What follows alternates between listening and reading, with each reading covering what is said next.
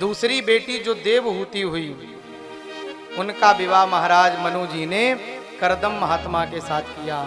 करदम महात्मा, करदम का तात्पर्य है कर दमन, जिन्होंने अपनी इंद्रियों को दमन कर लिया है, बड़ी तपस्या करी। भगवान प्रकट हुए, महात्मा जी क्या चाहते हो, कुछ वरदान मांग लो, बड़ी घनघोर तपस्या आपने की।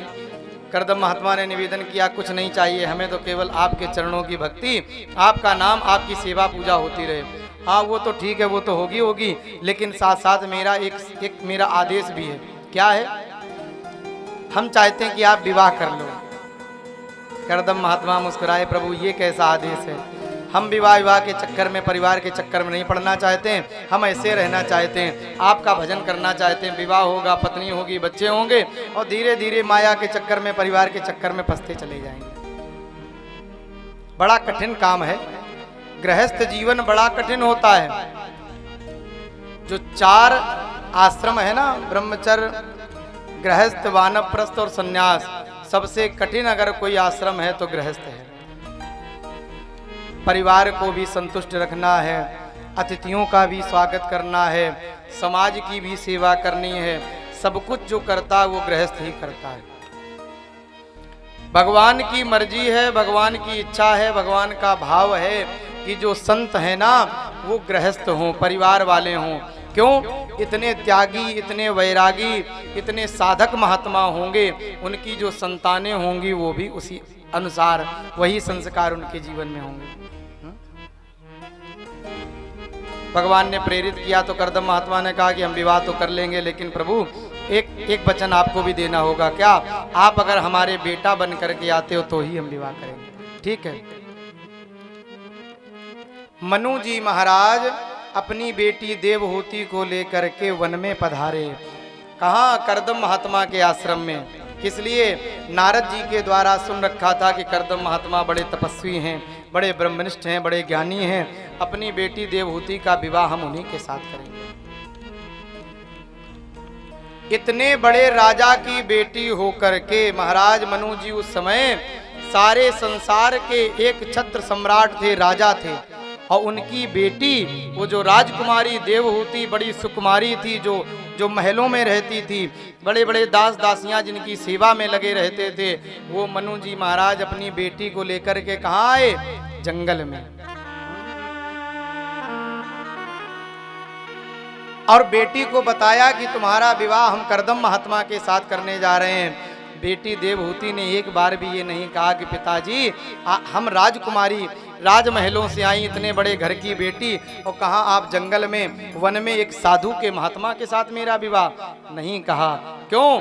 जो संस्कार हैं, जो संस्कृति हमारे देश की है।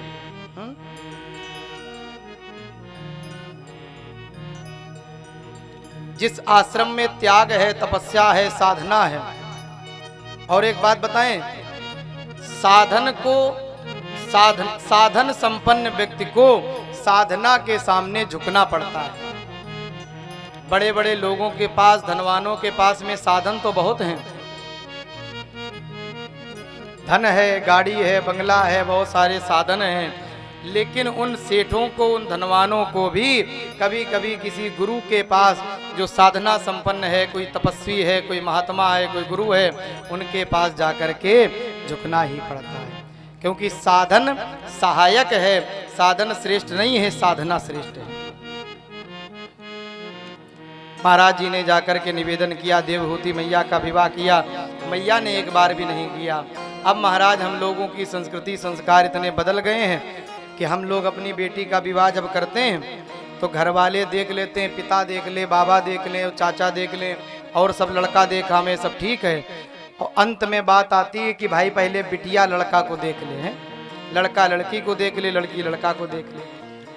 ये नहीं पता चलता कि जो माता पिता ने अपनी बेटी के लिए जो सोच रखा है या जो विचार किया है, जो ढूंढा है, जो देखा है, क्या माता पिता की बुद्धि नहीं है?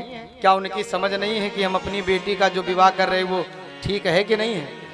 फिर भी ये बात आती है कि सब देख लें, बात ठीक बात है, और बाद में बेटी जरूर देखे।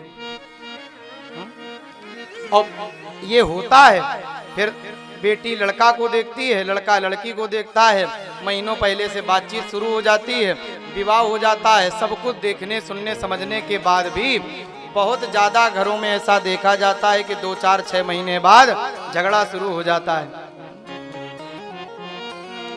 विवाद की स्थिति बनने लगती है, धीरे धीरे मामला तलाक तक पहुंचने लगता है, क्योंकि वो संस्कार, वो भाव, वो मर्यादा जीवन में समाप्त होती जा रही है। हमारे बुजुर्ग लोग बैठे हैं, जो भी माताएं हैं, आपके जीवन में भी आज के 20 साल, 25 साल, 30 साल पहले भी कितनी मर्यादा होती थी कि जब विवाह होता था, माता पिता ने जो नियुक्त कर दिया, जो विचार करके बता दिया कि यहाँ ये विवाह होना है, तो ना बेटे की हिम्मत होती थी, ना बेटी की हिम्मत होती थी कि पूछें कहाँ कर रहे हो, कैसे कर रहे हो। कई विवाह तो ऐसे देखे गए हैं कि विवाह हो गए हैं और जो बुजुर्ग लोग हैं उनके समय की बात बता रहे हैं, आज का समय तो बदल गया है, और उन लोगों ने आपस में एक दूसरे को देखा भी नहीं है। बातचीत करना तो बहुत दूर की बात है, देखा भी नहीं होगा, और फिर भी पूरा जीवन उनका बड़ा प्रेम से, बड़े भाव से, बड़े अच्छे प्रकार से जीवन कट जाता है, कभी जीवन में झगड़ा नहीं होता है ना। पी ही की सी जानन हारी, जो पत्नी का भाव होता था ना, थोड़ी ही देर में, थोड़े ही समय में वो पत्नी आकर के अपने पति की क्रियाओं को, उन भावों को, उसके हृदय को जान लेती है, समझ लेती है। ये कहाँ होता है? ये हमारे भारत की संस्कृति।